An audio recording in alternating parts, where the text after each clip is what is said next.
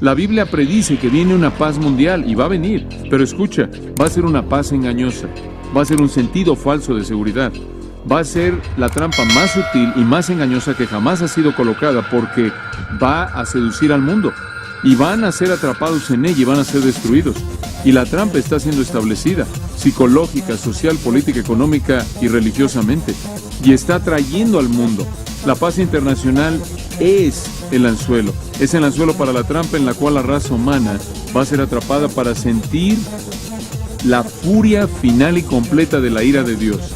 Nos dirigimos hacia la paz.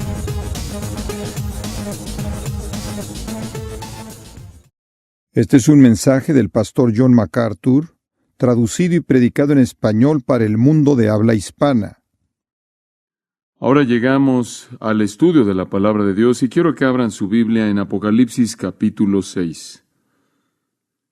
Apocalipsis capítulo 6 presenta el elemento futuro del libro del Apocalipsis.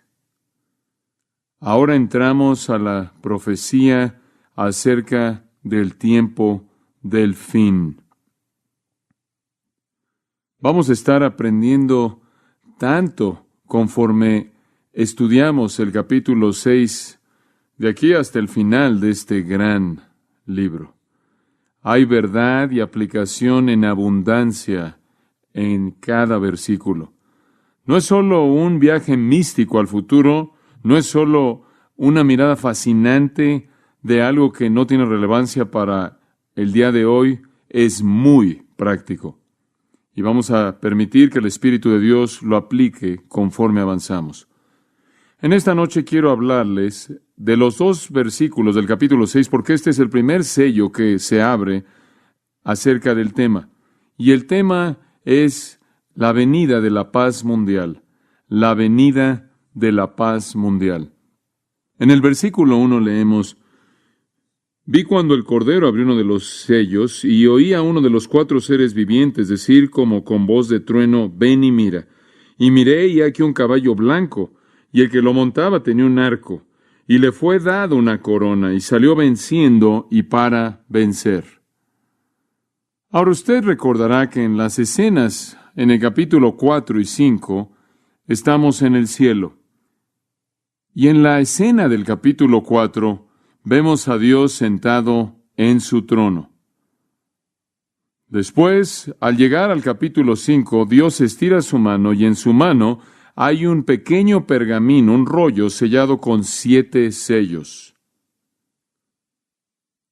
Esos 7 sellos básicamente tuvieron el propósito de esconder lo que estaba en el rollo. No podía ser roto sin manifestar que alguien había hecho eso. No podía ser leído a menos de que fuera roto, no podía ser roto legalmente, excepto por el que tenía el derecho de abrirlo. Y le dije que ese pequeño rollo era el título de propiedad del universo, y el único que era digno y capaz de abrirlo fue el Cordero, el Señor Jesucristo, el león de la tribu de Judá, la raíz de David, como es descrito en el capítulo 5, versículo 5. La escena entonces es Dios, y Dios está a punto de desatar su juicio. Y en torno al trono hay relámpagos y truenos. Y en medio de esto está la adoración gloriosa de Dios por parte de los redimidos y la iglesia raptada y por los ángeles. Y en medio de toda esta adoración gloriosa, conforme Dios se prepara para actuar en juicio y conforme todos esos seres glorificados celebran su juicio venidero porque es correcto y justo y va a ser una exaltación de Cristo y la gloria de los santos, conforme celebran eso, Dios estira su mano y está en ese pequeño rollo, el cual simboliza el título de propiedad del universo. Tiene que ser retomado del usurpador, Satanás y todos sus aliados. El Cordero, el león de la tribu de Judá, viene, toma el rollo, es digno y capaz, y tiene el derecho de heredar el universo, el que tiene el poder de tomarlo. Y escrito en este rollo está una descripción del juicio, mediante el cual el Señor va a tomar de regreso la tierra. Está sellado 7 veces, como frecuentemente se sellaban los documentos antiguos, para mantenerlo escondido hasta que el heredero legítimo lo abriera.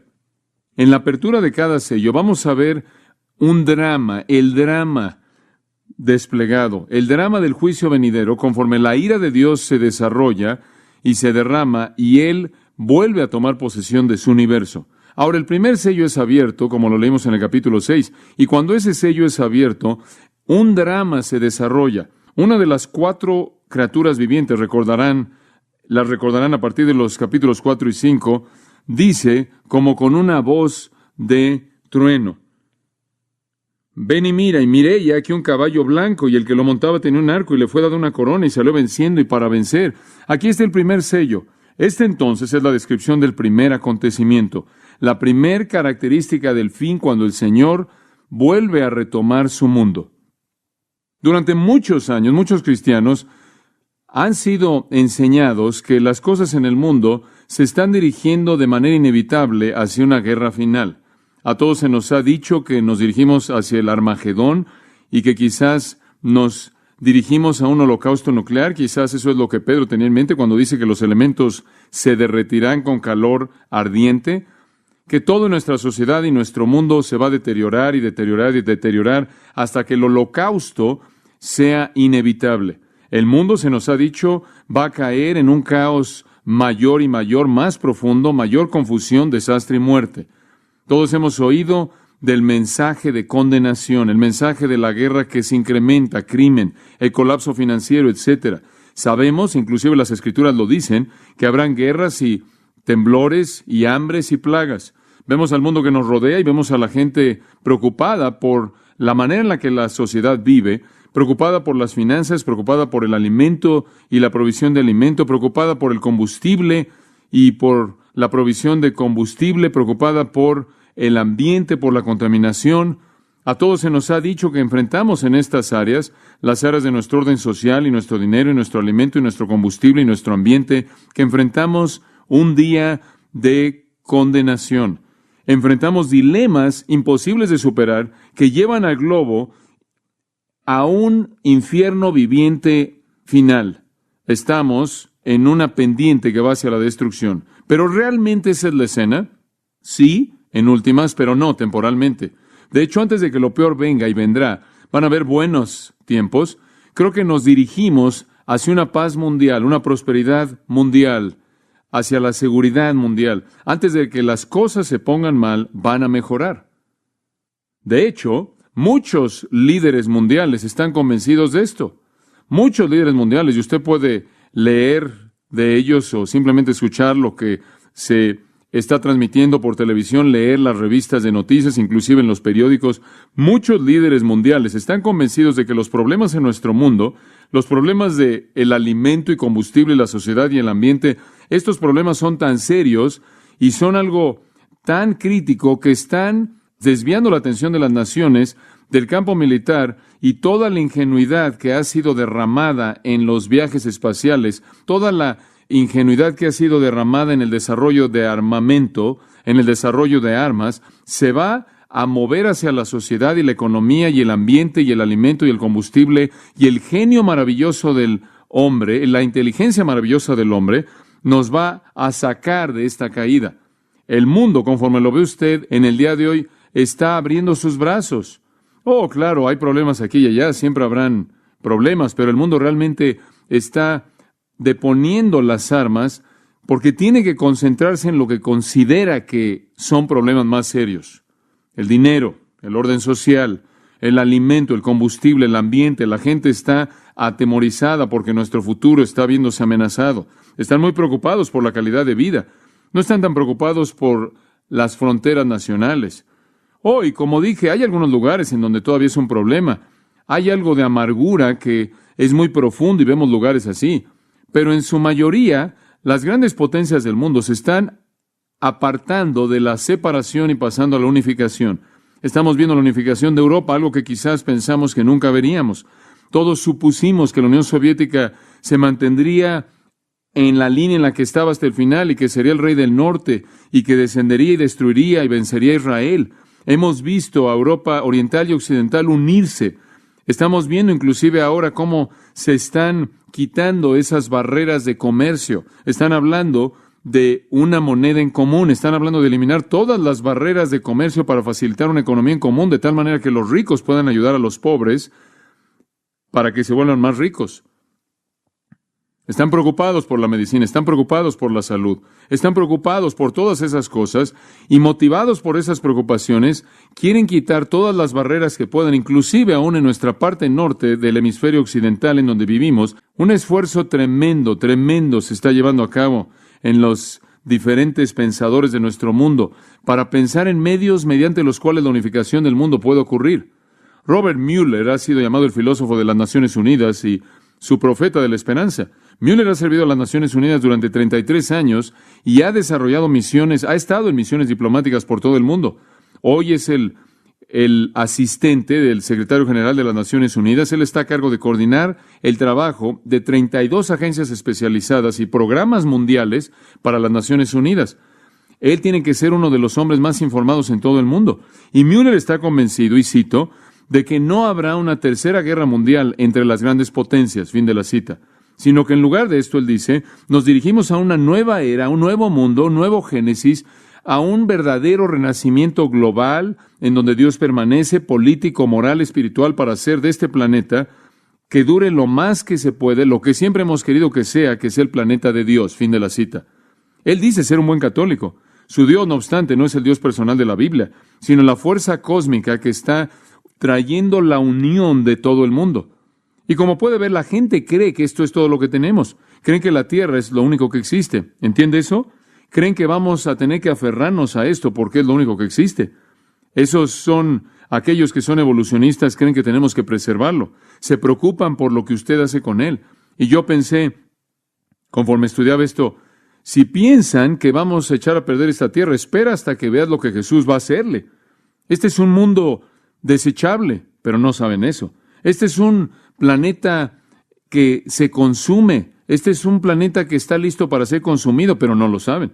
Fue diseñado para ser consumido, fue diseñado para ser desechable y fue diseñado para ser usado, y cuando sea usado el Señor mismo va a crear nuevos cielos y nueva tierra. Pero estas personas creen que esto es todo. Y el temor de perder el planeta está ganándole al temor de que sus fronteras nacionales sean preservadas o que el territorio que usted obtenga sea lo más que puede obtener o que lo pierda. Herman Kahn, quien está a cargo del Instituto Hudson, una organización de investigación en Nueva York dedicada a predecir el futuro, dice, y cito, aún con todos los problemas que enfrentamos en la actualidad, la humanidad en Estados Unidos de Norteamérica va a tener un gran futuro. Él dice, muchos de los temores que plagan a los norteamericanos el día de hoy no serán sino olvidados en años venideros. Él dice y predice, la explosión de la población pronto va a ser controlada.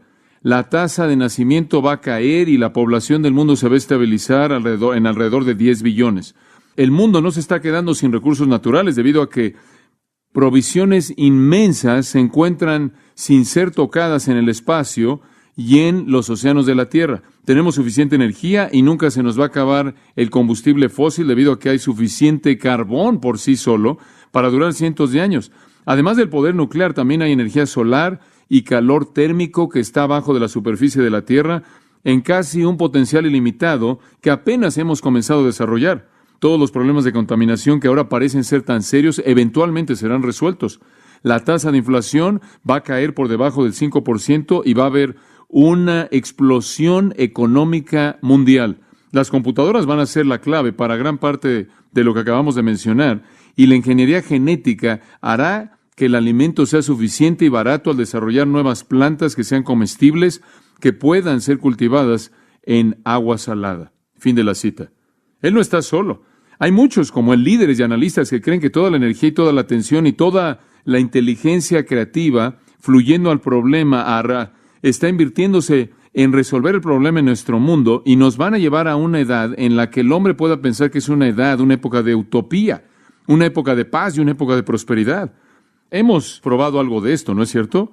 Con el fin de la Guerra Fría. Cuando esa época venga, cuando esa época de paz mundial venga, los habitantes cansados por la guerra en la tierra van a saludar la paz con éxtasis. Van a estar convencidos que la utopía ha llegado. Se va a ver como si todos los problemas hubieran sido resueltos. Finalmente la paz internacional y cierto grado de prosperidad para todo el mundo. Hemos visto esto conforme las barreras de hierro del comunismo se han desintegrado y convertido en polvo. Hemos visto cómo el poder comunista invencible ha caído. Y de manera deliberada ellos lo han querido. Inclusive hemos oído a líderes comunistas disculpándose por su conducta antigua. Nadie menos que el Papa Juan Pablo II vio este cambio dramático y anunció que el mundo estaba, y cito, en un momento muy especial, como si hubiera despertado de una pesadilla y se hubiera abierto a una mejor esperanza. Fin de la cita. Así lo dice el USA Today en diciembre de 1989. El Papa dice que estamos llegando a un mejor día. La gente está hablando como si la vela o la flama de la esperanza nunca hubiera ardido con mayor brillo. ¿Hay paz en el horizonte? ¿Realmente habrá paz mundial?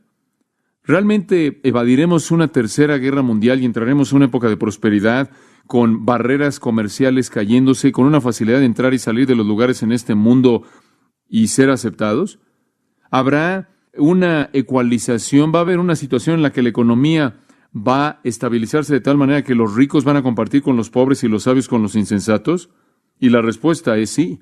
La Biblia predice un tiempo así. La Biblia predice que viene una paz mundial y va a venir. Pero escucha, va a ser una paz engañosa.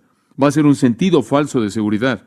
Va a ser la trampa más sutil y más engañosa que jamás ha sido colocada, porque va a seducir al mundo y van a ser atrapados en ella y van a ser destruidos.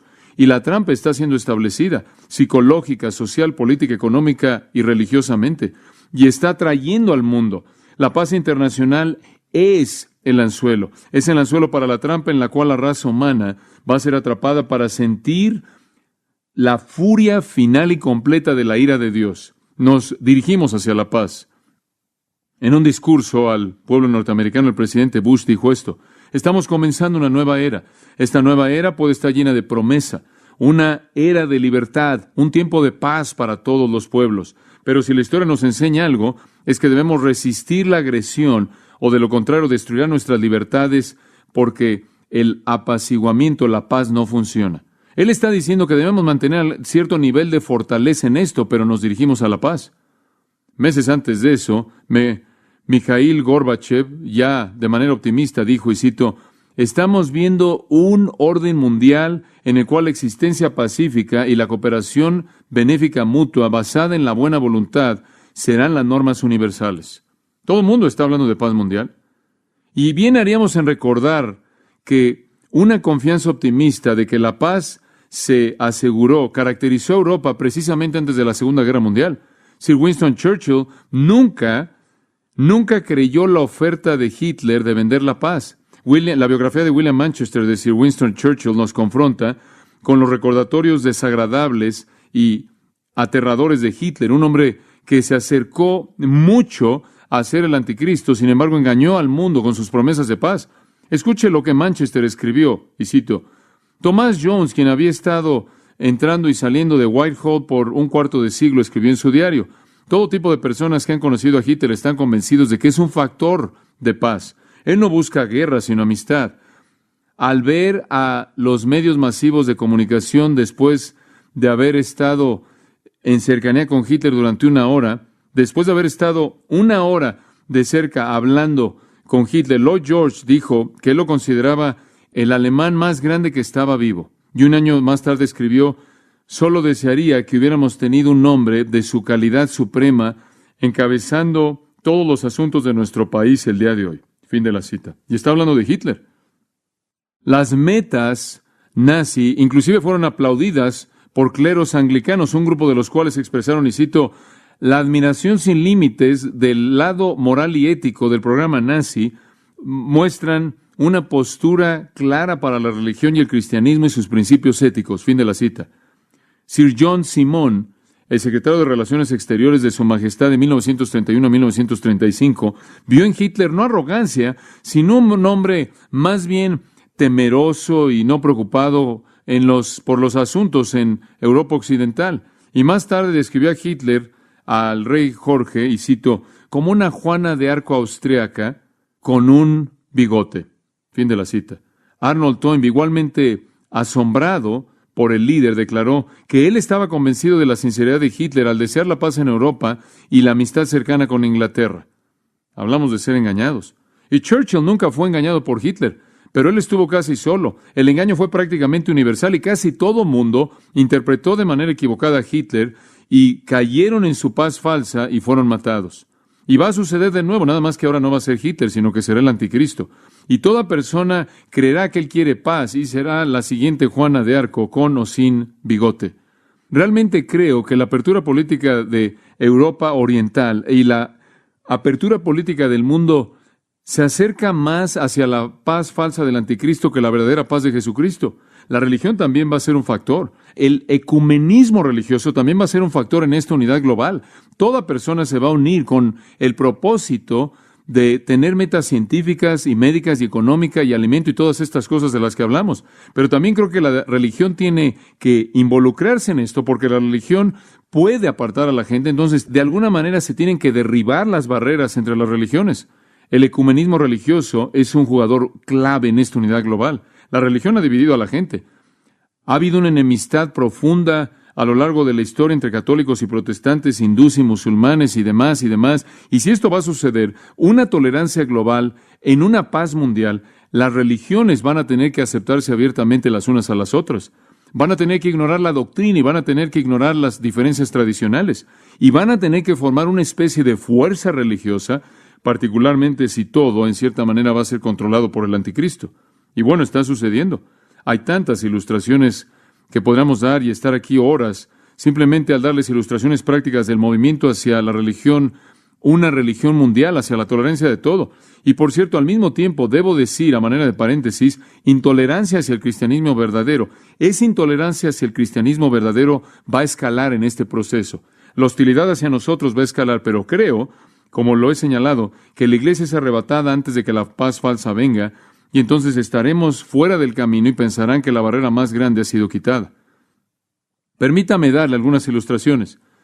La Madre Teresa, quien ustedes saben yo he conocido y he hablado con ella, y aquellos que trabajan con ella nunca trataron de convertir a hindús muriendo a Cristo. He estado en su casa, ahí en Calcuta, y ella nos enseñó y pasamos un tiempo con ella en los recintos de las hermanas ahí también, en ese mismo lugar. Ella nunca trata de convertir a hindús que están muriendo a Cristo. Ella dice, cito, si al venir cara a cara con Dios lo aceptamos en nuestras vidas, entonces nos volvemos un mejor hindú, un mejor musulmán, un mejor católico, o mejor lo que seamos.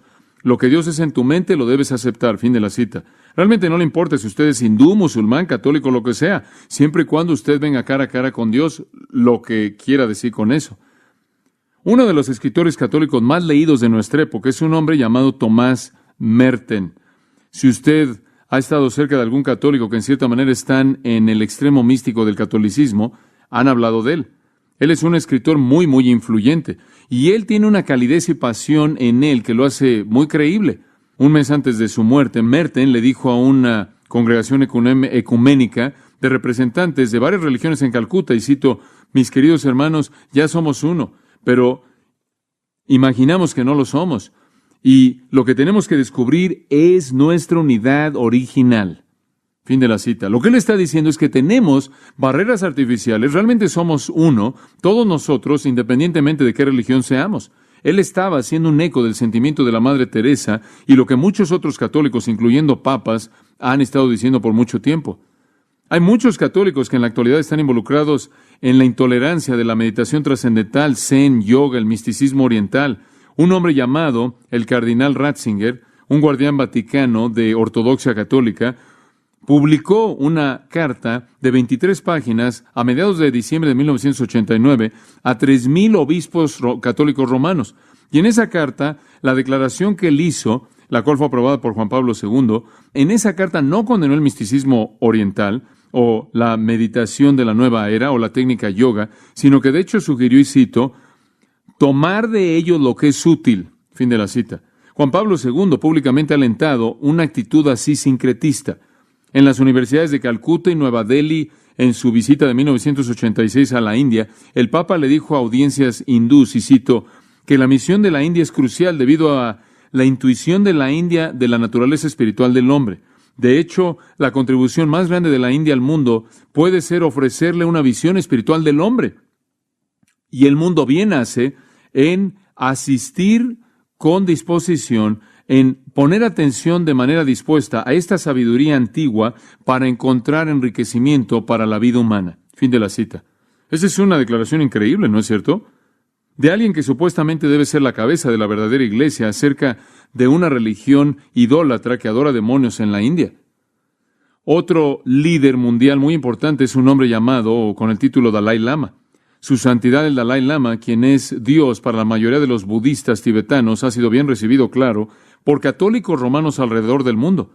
2 veces se ha reunido con el Papa Pablo VI, se ha reunido 5 o más veces con su buen amigo Juan Pablo II, y dice el Dalai Lama, y cito, ambos tenemos el mismo objetivo. Y al comienzo de su gira por Estados Unidos de Norteamérica, lo llamaron el Dios Rey. Él en la Catedral de San Patricio en 1979 fue reconocido, y la relación entre los budistas y los católicos, el Papa y el Dalai Lama, ha continuado permaneciendo fuerte. Y podría darles todo tipo de información de esto. Y tiene alguien como Sun Myung Moon y los Moonies, el fundador de la Federación Religiosa Internacional de la Paz Mundial, por cierto, diciendo, y cito, todos los hombres y mujeres de la religión ahora deben derribar las barreras del sectarianismo para alcanzar la meta más grande de la paz mundial. Fin de la cita. Por cierto, Gorbachev recibió de manera personal a Moon ahí en los recintos del Kremlin, y Moon respondió que la Unión Soviética, con la cual antes relacionaba con Satanás, ahora iba a jugar un papel muy importante en el plan de Dios para construir una paz mundial. Probablemente tenemos casi 100 concilios interdenominacionales en Estados Unidos que se están tratando de unir a todo mundo en algún tipo de paz mundial. En el estado de Washington, pensamos de Washington como un lugar bastante americano, el estado de Washington. Permítame leerle una cita del Concilio Interdenominacional de Washington, Interfe. Swami Boskerunda, un hindú, cantó una oración a Dios en su concilio Interfe. Ismael Ahmad, un musulmán, recitó una breve oración a Dios. La confianza estuvieron de acuerdo los miembros en que era su meta más importante a corto plazo. Reuniéndose ahí en la Sociedad Vendata en Capitol Hill, aquellos que firmaron el documento del concilio expresaron sus esperanzas por el grupo conforme estaban enfrente de un altar adornado con retratos de Sri Rama Krishna, Jesucristo y Buda. Mi apoyo y corazón está en el grupo, dice Pasha Moshe Gerhasbe, un miembro de la fe Bahá'í. Boskerunda le dijo al grupo que los hindús creen en la armonía de todas las fes. Fin de la cita. Y el Papa ha declarado, y cito, los cristianos deben trabajar con las otras religiones para asegurar la paz. Estos simplemente son muestras de lo que está sucediendo en la religión conforme se mueve hacia el ecumenismo global. El movimiento de la nueva era encaja con esto. El misticismo, el presidente Bush, usted recordará, después de una reunión en Helsinki en septiembre de 1990, expresó la esperanza de que el plan que se desarrolló en Helsinki consistía en traer el nuevo orden mundial. Y el presidente Bush dijo, esta es la revista Time en septiembre de 1990, y cito, si las naciones del mundo actuando juntas continúan como lo han estado haciendo, podremos colocar la piedra angular de un orden internacional con mayor paz que cualquiera que jamás hemos conocido. Fin de la cita. No creo que nuestro presidente entiende lo que viene. Todo este impulso hacia la paz no tiene nada que ver con el príncipe de paz, pero tiene que ver con un engaño falso, una trampa. El profeta dice, no hay paz para los impíos, no hay paz, pero su pasión por la paz los va a llevar a una trampa del anticristo, conforme Dios usa la paz como el anzuelo para matarlos. Y Jesús advirtió de esto. Pasen a Mateo capítulo 24. En Mateo capítulo 24 quiero llevarlos al versículo 3. Jesús estaba sentado en el monte de los olivos y los discípulos se le acercaron en privado y le dijeron, dinos, ¿cuándo serán estas cosas y cuál será la señal de tu venida y del fin del siglo? ¿Cuándo vendrá el final? ¿Cuándo vendrá el juicio contra el sistema del mundo de maldad y tinieblas? ¿Cuándo vendrás? ¿Y cuándo vendrá el principio de una época nueva y eterna de luz y justicia? ¿Cuándo es el final? Ellos le preguntaron con una expectativa dispuesta y llena de esperanza, y Jesús les responde de una manera bastante interesante. Jesús les respondió y les dijo, versículo 4, mirad que no seáis engañados, porque muchos vendrán en mi nombre diciendo, yo soy el Cristo, y engañarán a muchos. Deténganse ahí. ¿Cuándo va a suceder? ¿Cuándo es el final? ¿Cuándo es el juicio final? Bueno, Jesús dice que comenzará con engaño. Comienza con alguien que viene a engañar, quien dice yo soy el Cristo y trae paz. Yo soy su liberador, yo soy su salvador, yo soy su Mesías. Una proclamación muy engañosa. Y no solo será uno. Noten, si son tan amables, en el versículo 5, muchos vendrán. Muchos estarán diciendo esto. Habrán muchos que estarán diciendo, venimos a traer la paz mundial, venimos a traer el nuevo orden mundial. Simplemente puedo ver a los líderes mundiales alineados, ahí enfilados, diciendo que representan la liberación, representan la paz mundial, representan el nuevo día, el nuevo amanecer. Prometen liberar al mundo de sus problemas, prometen paz. Son los arquitectos de la paz falsa que comienza el juicio final.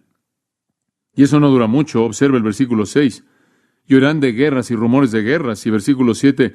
Y se levantará nación contra nación y reino contra reino. Y el resultado, hambres, terremotos seguirán. Y después en el versículo 9, y habrá tribulación y persecución y serán aborrecidos de todas las naciones por causa de mi nombre.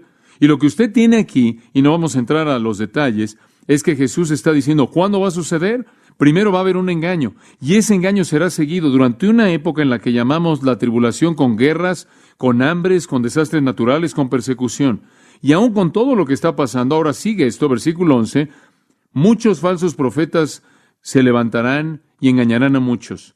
Todavía vienen, ¿y qué dirán? Así como los profetas de la antigüedad vendrán y dirán paz, paz, cuando no hay paz. Siempre será este su mensaje. La paz está a la vuelta de la esquina. Aún en el juicio final, usted llega al versículo 21 y ahora está en la segunda mitad del periodo de 7 años que se llama la Gran Tribulación. La primera mitad es llamada en el versículo 8 el principio de dolores. La segunda mitad es llamada la Gran Tribulación. Y aún en ese entonces, el versículo 23 dice que la gente va a decir, he aquí está el Cristo, ahí está. Y versículo 24, y falsos cristos, falsos profetas se levantarán y harán señales y milagros, de tal manera que engañarán, si fuese posible, aún a los escogidos. Y después dice en el versículo 25, se los he dicho por adelantado. Si les dicen, he aquí en el desierto, no vayan.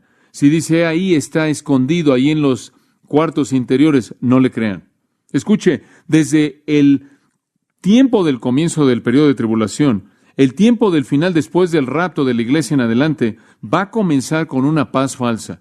La paz falsa se va a desmoronar y se va a convertir en guerra rápidamente conforme Dios derrama el juicio, pero aún en medio de esto, los falsos profetas todavía van a estar clamando paz, paz.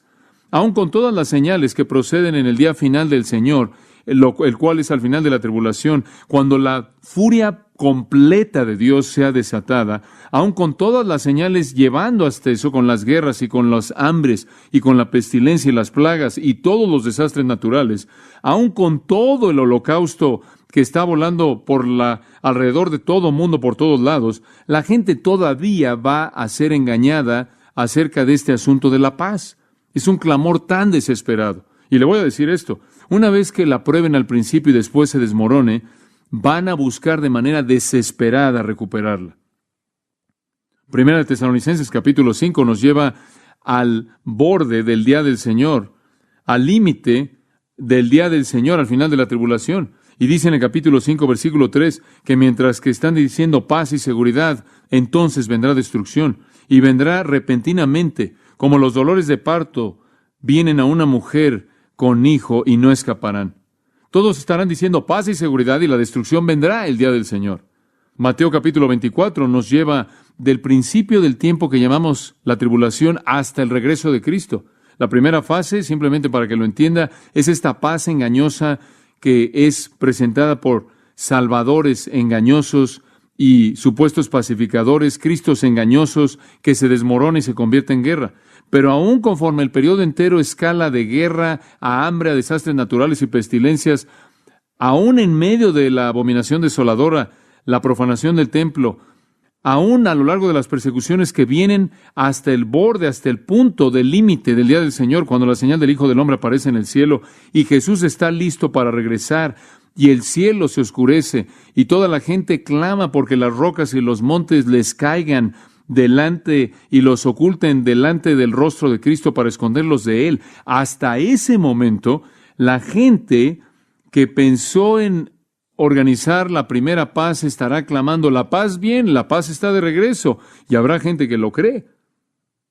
De regreso en la profecía de Jeremías, él profetizó de un día histórico del Señor. El día histórico del Señor fue un día en el que Dios iba a traer juicio en contra de Judá en el pasado, y él era el profeta de Dios para advertirles, y lo hizo con lágrimas. Él les habló de un horror venidero, de juicio divino venidero, inclusive les dijo, deben saberlo porque hay unas señales presentes. Digo, hay algunas cosas que están sucediendo que son precursores antes del día del Señor que ustedes deben conocer. Ustedes deben advertirle a la gente. Él dice, capítulo 6, versículo 1, ya la maldad ve desde el norte y una gran destrucción está ahí. La pueden ver viniendo, entonces toquen una trompeta, adviertan al pueblo, viene. Pero a pesar de eso, a pesar de todo lo que Jeremías dijo acerca de el derrocamiento de Judá y el derrocamiento de Jerusalén, a pesar de todos los precursores, a pesar de todo el juicio inminente, a pesar de el poder aquí visible a ellos, podían verlo ahí que ya venía, siguieron creyendo que todo estaría bien, que todo estaría bien. ¿Por qué? Ahí en el capítulo 6, versículo 14, porque los falsos maestros vinieron y los falsos profetas y dijeron paz, paz. Seguían diciéndoles, viene la paz, viene la paz. Capítulo 8, versículo 11, siguieron diciéndoles, paz, paz, pero no hay paz. Capítulo 14, versículos 13 y 14, los profetas. ¿Y qué es lo que dicen los profetas? Paz, no verán la espada, no verán hambre. Yo les voy a dar paz duradera. Están profetizando falsamente, dijo él. No va a haber ninguna paz. Va a venir el día del Señor, furia, la furia del juicio de Dios. Los falsos profetas siempre dicen paz. Siempre hablan del nuevo orden, del nuevo mundo de paz. Entonces, cuando usted llega al tiempo final, ahora puede regresar a Mateo 24 por un momento, cuando usted llega al final, va a comenzar con una paz falsa. Los falsos profetas, los falsos cristos y un gran anticristo, un gran gobernante y líder, y hablaremos mucho más de él en nuestro estudio de Apocalipsis. Este gran anticristo va a estar por encima de los otros falsos cristos y los falsos profetas y los falsos maestros. Van a tratar de organizar esta paz. Va a funcionar por un tiempo y después va a desmoronarse. Entonces, como usted puede ver, el movimiento del mundo hacia una paz global realmente encaja en este escenario. Una paz engañosa está por venir y su venida va a ser guiada por falsos cristos y el anticristo. Y es la primera señal de que el rollo ha sido desenrollado y el primer sello ha sido abierto. Paz falsa. Ahora regresa a Mateo 24 y sigamos un poco la secuencia. Versículos 6 y 7, después describen guerras, rumores de guerra, nación contra nación, reino contra reino. Lo segundo que va a venir es guerra. Lo tercero que va a venir es hambre. Hambre. Lo cuarto que va a venir, versículo 7, terremotos, lo cual representan desastres naturales masivos. Primero paz, después guerra, después hambre, después muerte a través del desastre natural. Ahora, mantenga ahí su dedo en Mateo 24 y vaya a Apocalipsis 6 y va a ver la misma secuencia. Aquí está el primer caballo, un caballo blanco, representa, como veremos en un momento, paz. El segundo caballo es un caballo rojo y representa, ¿qué? Guerra. Él le quitó la paz a la tierra y los hombres se mataron unos a otros. El siguiente caballo es un caballo negro y representa el hambre. Y vemos la balanza y el trigo y todo eso representa condiciones de hambre. Y después el cuarto sello, un caballo amarillo, un caballo con, digamos, verdoso pálido, representa la muerte, desastres naturales, plagas que también son mencionadas aún antes. Como puede ver, los paralelos son exactos. Paz, guerra, hambre, muerte. Esos son los caballos. Y Jesús dijo, paz, guerra, hambre y desastre natural. Y claro, implica una muerte masiva. Y Jesús dijo, estas cosas en el versículo 8 son meramente principio de dolores. Simplemente el comienzo. Y después notará en el versículo 9, os entregarán a tribulación, los matarán y serán aborrecidos por todas las naciones por causa de mi nombre. Y usted dice, ¿de quién está hablando? Yo creo que está hablando aquí de gente redimida.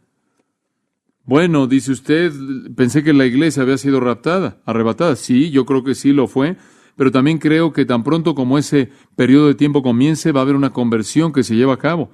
Va a haber gente que va a ser redimida durante ese tiempo. Y creo que van a ser perseguidos y van a ser calumniados. De hecho, a lo largo del periodo entero de la tribulación, lo ve ahí hasta el versículo 15, a partir de la abominación desoladora en adelante, hay de los que tienen hijo, hay de aquellas que están lactando por lo que va a venir. Y esto ciertamente se relaciona con Israel, porque los judíos van a ser perseguidos también.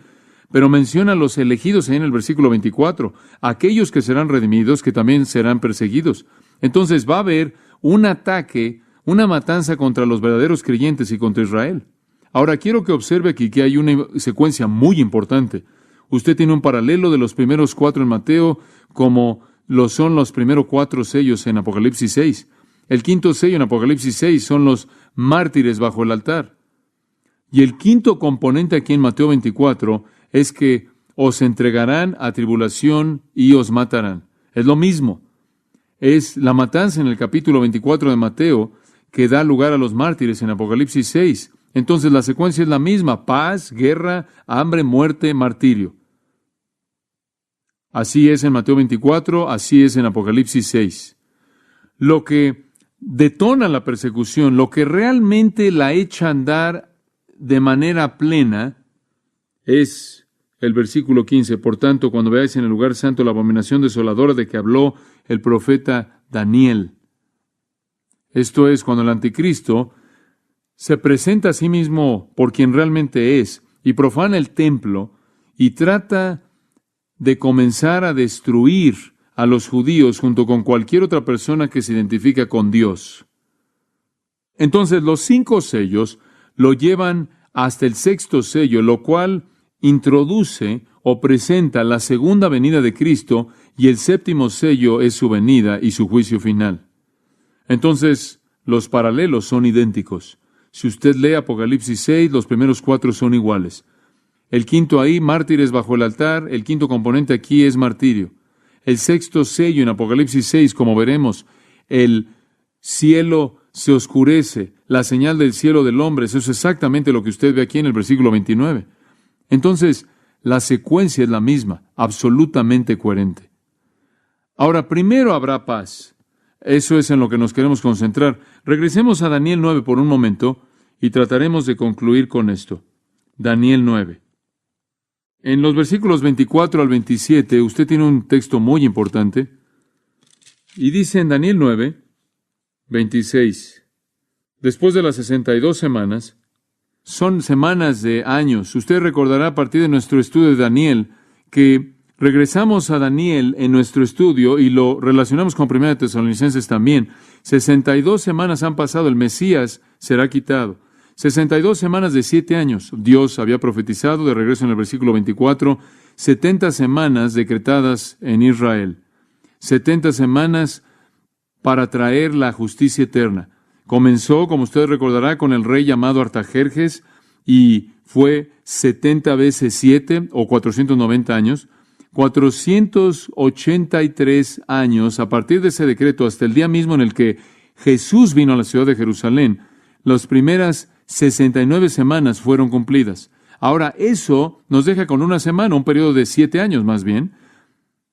Estuvieron las 7 semanas, después las 62 semanas, como lo señala en el versículo 25, y después de que las 7 y 62 semanas sean completadas, el Mesías es cortado, es matado, la ciudad es destruida, el santuario es destruido. Recordará lo que sucedió poco después, en el año 70, y todavía hay una semana que no ha sucedido. Y el versículo 27 lo retoma. Y por otra semana confirmará el pacto con muchos. ¿Quién es? Él es el príncipe que está por venir, versículo 26. El príncipe que está por venir. Él es el anticristo. Él también es llamado en Daniel el cuerno pequeño, capítulo 7, versículo 8, es llamado el rey con una faz de enojo. Capítulo 8, versículo 23, es llamado el rey voluntarioso, o el rey que hace lo que quiere. Capítulo 11, versículo 36. El anticristo viene, ahora observe esto, y él viene y hace un pacto, por otra semana confirmará el pacto con muchos, A la mitad de la semana hará cesar el sacrificio y la ofrenda. Después, con la muchedumbre de las abominaciones, vendrá el desolador, como se llama. ¿Qué es esto? El anticristo. Recuerda ahora, él es el líder de la paz. Él es un Cristo falso. Ya lo hemos visto a detalle. Recuerden, en 2 de Tesalonicenses, vimos su carrera a lo largo del capítulo 2. El anticristo viene y guía a los otros falsos cristos y falsos mesías para traer esta paz mundial. Él hace un pacto con Israel. Sí, ciertamente Israel es un jugador clave y los muchos ciertamente se enfocan en Israel debido a que son la nación que se tiene en mente aquí, pero se extiende más allá de Israel. Es un pacto que involucra la protección de Israel, de todos aquellos que pudieran dañarlos. Entonces, es una especie de pacto de paz muy importante. ¿Quién sabe cuántas otras naciones puedan estar involucradas en esto? Pero él hace un pacto de paz. Así es como el periodo de tribulación va a comenzar. Paz. Paz global. Y el anticristo específicamente hace un tratado de paz con Israel. Un pacto en el cual se compromete a ser su protector, el que hace la paz, su liberador, su Mesías, su Salvador. Pero, en medio de la semana, en medio de los 7 años, esa es la razón por la que sabemos que es un periodo de 7 años, es llamado una semana de años. En medio de la semana, Él va a detener los sacrificios y la ofrenda de grano. ¿Sabe lo que va a suceder? Ese tratado de paz con Israel va a ser tan amplio y tan completo que van a estar de regreso en su sistema sacrificial. Van a estar de regreso ofreciendo sacrificios. Van a estar de regreso ofreciendo sacrificios de grano. Van a tener su templo y en medio de esto, Él va a entrar, va a profanar el lugar y Él lo va a desolar y va a tratar de destruir Israel y conquistar al mundo. Y yo creo que a la mitad de la semana la guerra ya se habrá desatado.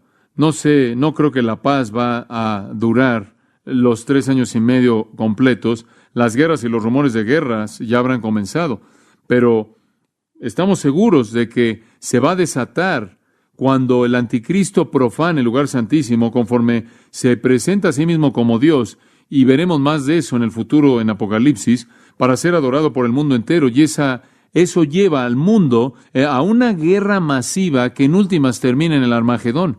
Pero todo comienza con paz. La paz viene para el mundo, para Israel, prosperidad, seguridad. Es una trampa seguida de guerra, hambre, desastre natural, persecución intensa, el oscurecimiento del cielo, la aparición de Cristo, el juicio devastador y después su reino. Este es el futuro. Los dolores de parto van a venir comenzando con la paz. Y como son los dolores de parto, se vuelven más y más duros y están más y más cercanos, de tal manera que hay un movimiento a lo largo de ese periodo de 7 años de un trauma, una rapidez que se incrementa hasta que el acontecimiento sucede. Y después finalmente, cuando la señal aparece, el Hijo del Hombre viene. Y el último toque de furia derrama los juicios de las trompetas y los juicios también que vienen después, los juicios de las copas. Ahora, todo eso nos trae de regreso a Apocalipsis 6. Regresemos ahí brevemente. Usted dice, no has dicho nada acerca de estos 2 versículos, yo sé, pero ¿usted entiende lo que he dicho hasta ahorita? Muy bien. Entonces regresamos a Apocalipsis 6. Y cuando el Cordero abrió uno de los sellos y oyó a uno de los 4 seres vivientes decir como con voz de trueno, ven y mira. Y miré, y aquí un caballo blanco, y el que lo montaba tenía un arco, y le fue dado una corona, y salió venciendo y para vencer. Y entonces vemos aquí que la alabanza del cielo fue tan gloriosa en el capítulo 5, tan gloriosa en el capítulo 4, y ahora de pronto hay un silencio repentino. La escena cambia del cielo a la tierra. El Cordero desenrolla el primer sello, abre el rollo, el título de propiedad del universo. Y Juan ve conforme el Cordero abre el sello, rompe el sello y se revela el contenido, ese documento legal que representa al heredero legal, legítimo y su poder y autoridad de volverse a apoderar de la tierra, y conforme lo abre, ve un caballo blanco, pero no es sino hasta que una de las criaturas vivientes, una de las 4 criaturas vivientes, llama a ese caballo blanco y a su jinete. Uno de las 4 criaturas vivientes, ya hemos visto en el capítulo 4 que las 4 criaturas vivientes son ángeles, querubines, el mismo tipo de criaturas descritas en Ezequiel 1, que están por todo en torno al trono de Dios, están alrededor del trono de Dios, y uno de ellos dice a gran voz como trueno, y después de todo el trueno y los relámpagos vienen de ese trueno, y lo recordamos a partir del capítulo 4, versículo 5, es un trono de juicio, y su voz es una voz de juicio, y él dice, ven, ven.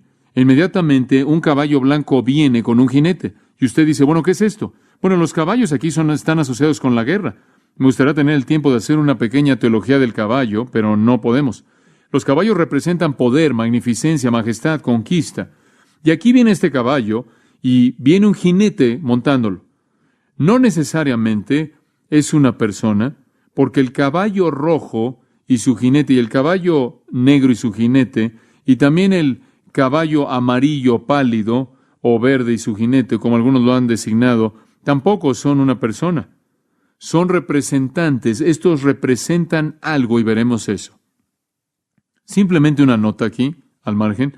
El Cordero rompió uno de los 7 sellos para recordarle que 7 es número de término, de algo que está completo. Esa es la razón por la que hay 7 sellos, 7 trompetas, 7 copas, porque eso completa el juicio. Cuando todos sean completados, el universo es de Cristo, el reino ha venido y el milenio está aquí.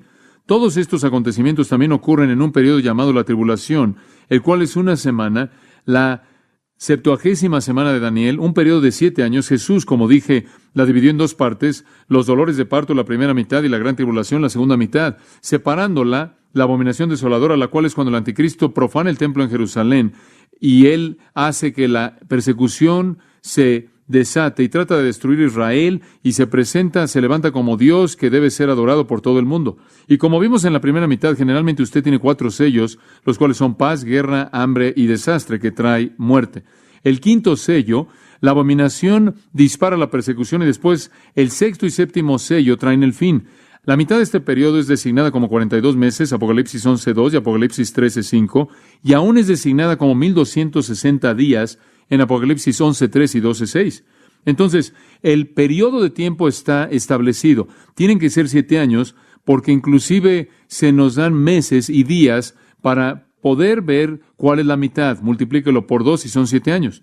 Nuestro Señor regresa, las Escrituras dicen en Mateo 24:29, inmediatamente después de la tribulación de esos días. Entonces, al final de los 7 años, Cristo regresa. Ahora, habiéndole dado el contexto, estamos al principio. El sello es abierto, la voz del querubín dice, ven, y él viene. ¿Quién es este? Algunos dicen que es Cristo. No, no puede ser Cristo. ¿Por qué? Porque Cristo está abriendo el sello. No puede ser Cristo. Este jinete tiene unas téfanos, esa es una corona que usted gana como un premio. Cristo usa una diadema como corona. Esa es una corona real, porque en el capítulo 19 ahí lo vemos de esta manera. No puede ser Cristo porque Cristo no viene al principio, Él viene al final. No puede ser Cristo porque Él no lleva un arco, Él lleva una espada. Algunos dicen que es el anticristo. Bueno, ciertamente está ahí, ciertamente incluye al anticristo. Pero los caballos no representan individuos, representan una fuerza, una guerra como fuerza, el hambre como fuerza y así también la muerte. Ciertamente el anticristo es el hombre primordial en la paz, pero el caballo y el jinete representan la paz. Él no está solo, hay muchos anticristos, muchos falsos cristos, muchos impostores, y este caballo y su jinete representan la paz falsa guiada por el anticristo. Usted dice, ¿cómo sabe que representa la paz falsa? Bueno, el hecho de que tiene un arco es un símbolo de un guerrero, pero si usted tiene un arco también necesita algo más. ¿Qué? Una flecha, pero él no tiene ninguna. La ausencia de flechas habla de una victoria sin sangre. La paz mundial traída por este hacedor de pactos y sus huestes, sus cómplices, de una manera no sangrienta. Y después una frase interesante. Le fue dada una corona. En cierta manera es coronado aquí de manera democrática. No parece que la tomó, simplemente se le dio. Como si él hubiera sido honrado por el mundo y elevado y ha recibido prominencia. En esta paz él ha sido hecho rey por parte del mundo. Todo se somete a la paz, y debido a que el arquitecto de la paz es primordialmente el anticristo, todo lo sirve a él. Él es recompensado con la corona, la cual es una recompensa, un estéfanos, en lugar de una diadema, la cual es una corona de rey que le pertenece solo a uno que está en una línea legítima real. La paz es el rey, y la paz es el rey coronado por el mundo. Él salió conquistando y para conquistar. Él llevó a cabo una serie de triunfos trayendo la paz mundial. Este es el engaño del cual habló Jesús cuando dijo que muchos serían engañados. Esta es la época dorada, esta es la utopía que el anticristo ayuda a establecer con su pacto con Israel, del cual habló Daniel, paz, una paz falsa, engañosa, guiada a nivel mundial por muchos falsos mesías y guiada por el anticristo. Y claro, una vez que la paz está establecida, el anticristo llega hasta la cúspide. De hecho, en 2 de Tesalonicenses 2:9, él dice que vendrá con todo poder y señales y maravillas falsas, con todo el engaño de impiedad para aquellos que perecen, y Dios enviará una influencia engañosa para que crean lo que es falso. ¿Por qué? Para que puedan ser juzgados. Dios va a engañar al mundo. Él va a dejar que el engaño corra. Todos van a entrar en esta paz falsa, se van a postrar ante este gran líder mundial, quien es el epítome de esto. Y es una trampa en la cual van a ser atrapados y matados. El mundo se dirige hacia la guerra, pero primero se dirige hacia la paz. Padre, gracias por esta verdad. Ayúdanos a poder identificar las señales de los tiempos y ver el camino al cual se dirige nuestro mundo. Tantos hablan de paz, tantos movimientos acerca de la paz. Podríamos estar muy cerca del tiempo cuando tú vengas por tu iglesia. Te damos gracias porque en todo esto no tenemos que temer, porque nuestra esperanza no se encuentra en esperar al anticristo, sino a Jesucristo mismo, quien nos llevará al lugar preparado para nosotros en gloria. Te damos gracias porque vivimos con una esperanza eterna del cielo, pero también sabiendo que al saber lo que viene tenemos la responsabilidad de advertirle al mundo que están por caer, por creer en una paz falsa, y el único que les puede dar paz real es el príncipe de paz, Jesucristo. En los días que tenemos que prediquemos la paz